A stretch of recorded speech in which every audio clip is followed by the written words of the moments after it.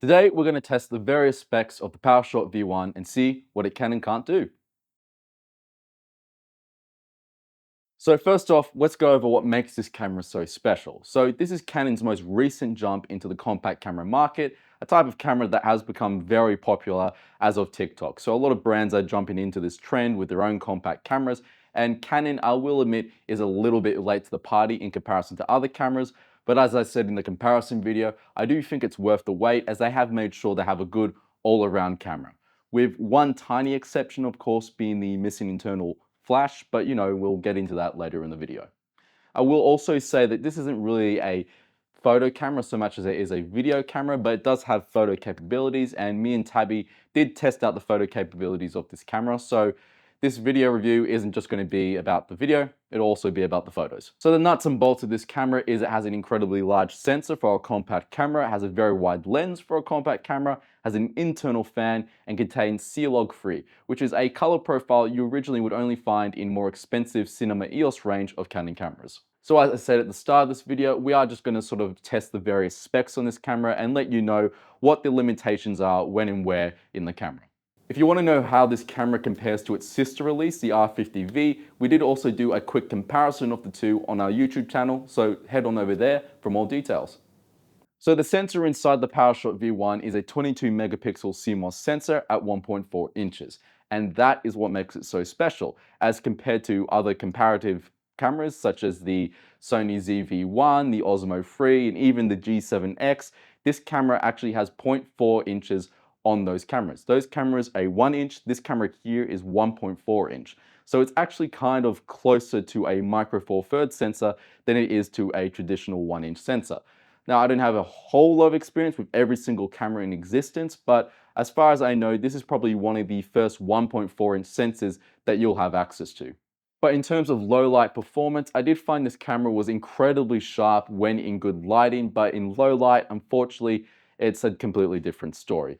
If an object is sort of in the distance in some shadows, it does of course become incredibly soft, and you can do sort of noise reduction, which will sort of, when you flick it on, will soften the image but remove the noise. But when you do flick that noise reduction off, honestly, the slight change in sharpness is negligible. It's not a huge difference. I personally wouldn't use this camera in too low lighting. I do think this camera thrives in the daytime, if I'm being perfectly honest.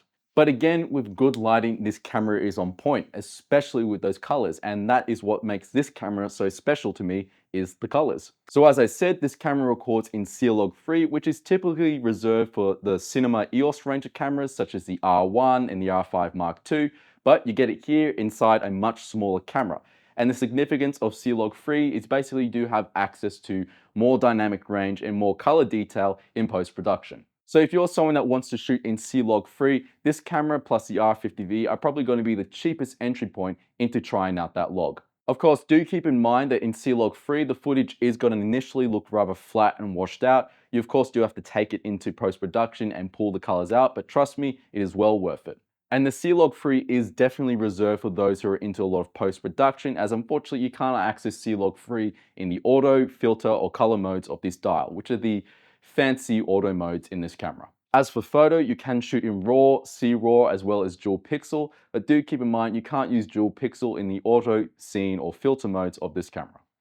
As for skin tones, I am happy to say that Canon is on point yet again with it, as the skin tones in this camera, whether you're recording in Rec 709 or C-Log 3, are on point. Like, the skin will basically rest right on that skin tone indicator in the vector scope, so you're getting very accurate skin tone readings, which matters to someone like me as I'm a pasty fella, and unfortunately a poor skin tone indication can be the difference between, a healthy complexion and looking like I've lost 800 milliliters of blood. But in general, this is what I always like about Canon colors. I think they're very accurate colors, a very close representation of what you're seeing, and well, the PowerShot V1 is no different.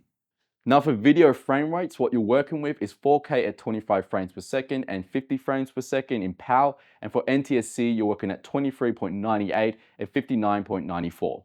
You can also enable high frame rate recording at 100 frames per second or 120 frames per second in full HD, but do keep in mind that while you can access this in the auto mode of this dial, you do not have access to this frame rate in scene or filter. Another quick thing I like to also say is I do like that with this camera, I'd only need an SD card with a video speed of 30 to record the high frame rate video. A lot of other cameras I found, I need a SD card with a video speed of 90 in order to record slow-mo footage or high frame rate footage. But I'm happy to say it's not the case here with the PowerShot V1. PowerShot V1 is also capable of high-speed shooting, and a mechanical shutter, it can shoot at 15 frames per second max. At an electronic shutter, it can shoot at 30 frames per second max. Although do keep in mind when you're shooting an electronic shutter at high speed frames, you are going to get a bit more distortion. In electronic, you are still able to shoot in dual pixel RAW, so weigh up your options there. Weirdly, the mechanical shutter at 15 frames per second is available in the scene modes of this camera, but you will have no high speed options in the auto or filter modes of this camera. So that's a weird difference, but still happy to have some high speed. As for stabilization, you are working with a digital stabilization. You do have on, off, and enhance, with enhance cropping in a fair bit more than on. And with a 1.4-inch sensor, thankfully that crop in isn't a significant crop in compared to other brands. This lens is a 16 to 50mm with an aperture range of 2.8 to 11, and it's also one of the widest lenses you can possibly get on a 1-inch compact camera. Also, it's a really good range to work with in general. I can move to incredibly wide sort of shots, but also I can go to my close-ups and profile shots without any significant distortion. Please stop taking headshots with a really wide lens. Try and move up to at least 40 or 50mm, as it's gross. Look at it. Now that's better. That's better. And on top of the camera, you do have a power trigger that you use to adjust the focal length on this camera. Another great thing about this lens is you also do have an internal ND filter. The ND inside this camera is roughly a free-stop equivalent, and you do have an auto ND option, basically where the auto ND will sort of kick in when it detects extreme highlights. So if you're say in a dark space and suddenly a bit of sunlight comes in, the auto ND will kick in. Now the auto ND is not accessible in the auto or manual modes, and the standard ND filter is not accessible in the scene or filter modes either. You also do have two special modes in this camera, scene and filter. In scene mode, you have access to demo autofocus as well as beauty and color filters. In filter mode, you have access to a whole bunch of other very unique filters for unique situations. Now with the PowerShot V1, you do have an option to switch between photo and video. And in the filter mode, you do have unique filters reserved for the photo mode as well as unique filters reserved for the video mode. Of course, with both the scene and filter modes of this camera, they are effectively auto modes themselves, so you do not have any control over the ISO, the aperture, or the shutter speed. You kind of just have to work with what you've got. But I do find, fortunately, the auto mode on this camera is fairly reliable. It's not overexposed or too contrasty. It does manage to find a good balance when it comes to the auto functionalities of this camera. Now, the beauty filter. So this is going to be great for when you have bad skin days. You can sort of soften up your skin, hide your freckles a bit. And I found that this beauty filter looks absolutely awful on the high-end settings. If I'm being honest, I think it just looks fake. And I sort of drop it down to the mid to the low end range for a bit of subtle softness. It's good in that end. I don't like beauty filters in cameras in general. They always look a bit overdone, but the beauty filter here on the lower end does seem to work reliably. I also do find this beauty filter does apply to multiple faces on camera. So you're not going to have one person that looks like a Korean soap opera drama and then someone else look like a cruggly piece of crap. It does sort of, apply that filter to everyone that's in shot. On the scene mode, you do have access to up to 50 different colors as well. I'm also counting the off as that's technically a color as well, but yeah, 15 colors. Now these color filters are accessible in every mode of the camera with exception to auto and filter mode, ironically. You also can't apply these color filters when you're using the beauty filter either, so you either have to choose between good colors or a beautiful face. And you can't use these color filters if you're shooting in C-Log free. Now these basic color filters, yeah, are fairly standard color filters. If you want something more crazy, you do switch over to the filter dial and you can access all those crazy filters from there. Now the autofocus in this camera isn't some crazy AI intelligence autofocus. It is more akin to the R6 Mark II. It can detect people and animals, and it is rather sticky on those subjects, I'm happy to say. And in photo mode, you can shoot autofocus and manual focus simultaneously. So the autofocus is rather persistent. If your subject drops into frame, the autofocus will lock onto them fairly well. Of course, if you have people moving in the background, the autofocus doesn't seem to pull to those people in the background. It sticks on the person that it picked up first. Of course, you can kind of pull this autofocus away if you have another subject move completely in front of them and pull it away, but even then, it's quick to latch back onto your original subject. But the really special autofocus feature in this camera is the demo autofocus. So what this basically means is the autofocus will pull to any object that you pull into the foreground, which is going to be a big deal for anyone who has to, showcase products or showcase makeup, collectible cards, whatever. Generally, you used to have to sort of hold the object directly in front of your face or directly on a autofocus point in order to pull the autofocus. In demo autofocus, what it means is basically as soon as that object moves a little bit further into the foreground than your face, the autofocus will pull to that object. So I found this to be very reliable. Basically, I didn't have to have the object move too far away from my face for the camera to recognize to pull the autofocus. I could have the object far off to the side and it would still pull autofocus, provided again that object was moving into the foreground. I also found that the autofocus or the demo autofocus would pull a bit if I sort of gesticulated a lot, but it was nothing too noticeable, which I'm happy to see. Now the demo autofocus is locked to the scene mode of this camera, and you can actually also apply a beauty filter on top of it. So you can have demo autofocus and the beauty filter running simultaneously. But you can only flick on the demo autofocus when you're in the beauty mode of this camera.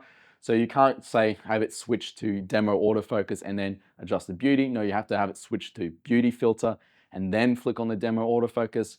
Now, in terms of build, what you're working with here is, of course, a fixed lens that weighs 429 grams. Some people will find this camera is a bit bigger. Well, it is a bit bigger than the Osmo 3 or the ZV-1 Mark II or even the G7X. It's a little bit bigger thanks to that larger sensor and the internal fan, which we'll get into later. But I do still find that this camera does fit perfectly well into my coat pocket, so I don't find it too cumbersome. But this is coming from someone that uses an R5 Mark II and an R5C. On the side here, you can charge via the USB-C port and connect via the USB-C port. And you also do have a micro HDMI port, which, yeah, I still don't like them. Now, this camera is missing some things for some people that might be used to compact cameras. You unfortunately don't have a electronic viewfinder, although I don't think a lot of these cameras do anyway. And you also don't have an internal flash, which is going to be a big deal for a lot of compact camera users, as you guys like to use your internal flash. You want to have as much as possible inside this camera. I'm not a fan of using an internal flash, sort of, again, find it a bit harsh, but given how this camera performs in low light, it really did need to have an internal flash. It's unfortunate it doesn't, so you do have to buy an external flash and whack it onto this camera. And the hot shoe on this camera is a multi-function hot shoe, so it is only going to be compatible with more recent speed lights from Canon, such as the EL5 and the EL10. But honestly, you can still open up to using other speed light options, like I know a lot of you guys like using a Godox, so just get an adapter like the ADE1 and you're good to go. Significant thing about this camera, and probably why it's a little bigger, is it does also have an internal fan, and I love it that has an internal fan. I found that this camera was actually able to operate perfectly well in 30-degree heat. Honestly, the battery died out before I got any notification that the camera was overheating. I will also say it's a fairly quiet fan as well. Did not hear it at all. Okay, so I'm just doing some selfie content right now. I'm just holding the camera out like this, fairly lightweight, it's not that hard. I do gotta say, I like the thumb grip on the side here. It's actually designed in a way that does fit rather comfortably into my thumb. So this is sort of what you're working with right now. The audio is fairly it's 16-bit. I prefer 24-bit at least, and you do have sort of noise cancellation and wind cancellation as well. Nothing too crazy, and this camera does come with its own windsock, but that windsock seems to need to fit into the hot shoe in order to cover the mic on the top, so that's a weird bit of placement. But look, if you're into sort of content creation, I do recommend getting an external mic anyway. You want really good audio, and most cameras, their audio is shit anyway. So in terms of battery life, this camera can last, I found, roughly 2 to 3 hours. 2 hours in sort of 30-degree heat, that fan's really kicking it in, so it does drain a bit quicker. But otherwise, this camera does operate, again, 2 to 3 hours, and it does take 2 hours to fully charge the battery. I also found that you can, charge the camera via the USB-C port, and I did also find that the camera did work while a power bank was plugged into the USB-C port. So that meant that I could basically have the camera running with a power bank. I could also actually flick the camera on with no battery inside it, provided I had a power bank attached to the USB-C port. but I started getting a weird flashing saying I was running out of battery power. So probably have the battery in this camera at all times anyway. I also do like that with this camera, it will automatically turn off regardless of if it's idle or in your hand. So with a lot of other cameras, I do have to be conscious of flicking that power button on and off to save battery power.